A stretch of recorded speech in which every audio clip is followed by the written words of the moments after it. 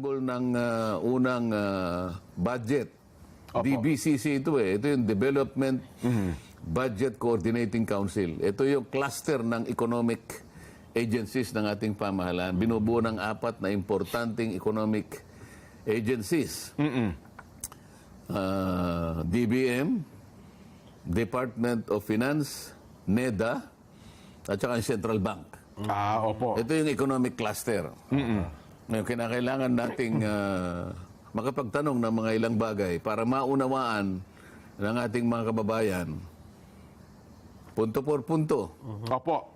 Hindi ko na muna sasabihin ng aking mga itatanong para sa ganun ay doon na lang po natin makikita kung paano po nila sasagutin ang mga tanong na may kinalaman po sa pamumuhay ng bawat isang Pilipino. So yun ang pinakasentro ko. Yun ang pinakasentro. Yung Kasi pamumuhay ng mga tama. ang aking sektor, alam mo naman, mula't-mula pa, yung kapwa ko mahihirap. Opo. Nanggaling ako sa mahihirap, hindi ko kinahiyayan. Kaya nga hanggang ngayon, binabalik-balikan ko yung ginagawa nung ako'y nasa kabataan pa. Kaya hindi ko makalimutan yung pagtatanim na yan eh. Yan. Hindi mo mayaalis sa akin yun sapagkat yun ang aking kinakatawang sektor. Opo. So pipilitin ko na ibaling doon.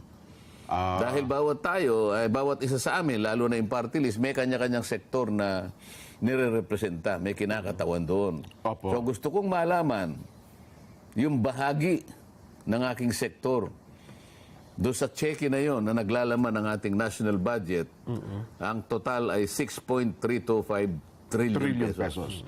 Hindi pala sa isang partikular na tanggapan o ahensya kung di ba usually yung pagka nagkakaroon ng plenary debate, ang tanggapan ng DNR, DA, etc. Di ba Kasi ang tawag dito, general principles eh. Ayun, sa general principles yung kasi ang po. pinakalayo, yun kasi ang basihan ng lahat ng pagkakalatag nito eh. Opo. Nandoon ang pinagkunan nito eh. Nandoon yung sentimiento kung bakit ang bawat isang ahensya ay binigyan natin ng kani-kanyang parte sa budget upang matupad yung sinasaad ng ating mga general principles na kinakatawan ng 4 na economic clusters.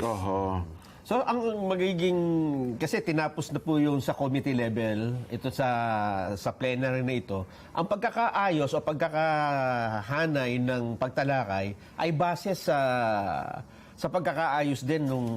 Ganon din ang mangyayari. Kasi yung inuna, briefing. Opo. Kaya briefing sapagkat ang magpapaliwanag o magtatanggol ng kanilang yung rasyonal nila sa likod ng mga numero sa kanilang budget ay yung mismong ulo ng agency, ng ahensya. Head ng agency, tama po. Ngayon, pagka yun ay lumampas na doon, ang pagdidepensa na ay hindi na sila kung hindi ang mga kinatawan na kinauukulan na magdepensa ng budget nila. Yan, opo. So, kapwa niyo mambabatas ang titindig na. mambabatas na. Yes po.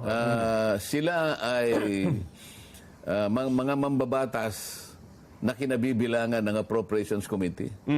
Kasi sila yung pinakabida rito eh. Opo. Magmula sa chairman, sa vice chairman, marami ito eh. Ayun. Yung mga vice chairman na higit pa sa 50, palagay ko ganon, karami, isa-isa silang bibigyan ng toka.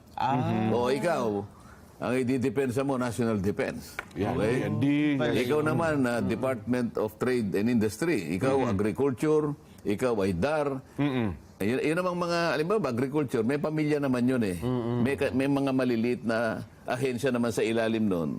So siya rin ang balikakatawan doon sa mother department at saka yung mga anak ng departamento na yun. Hanggang sa katapus-tapusan, mayroong magdidepensa.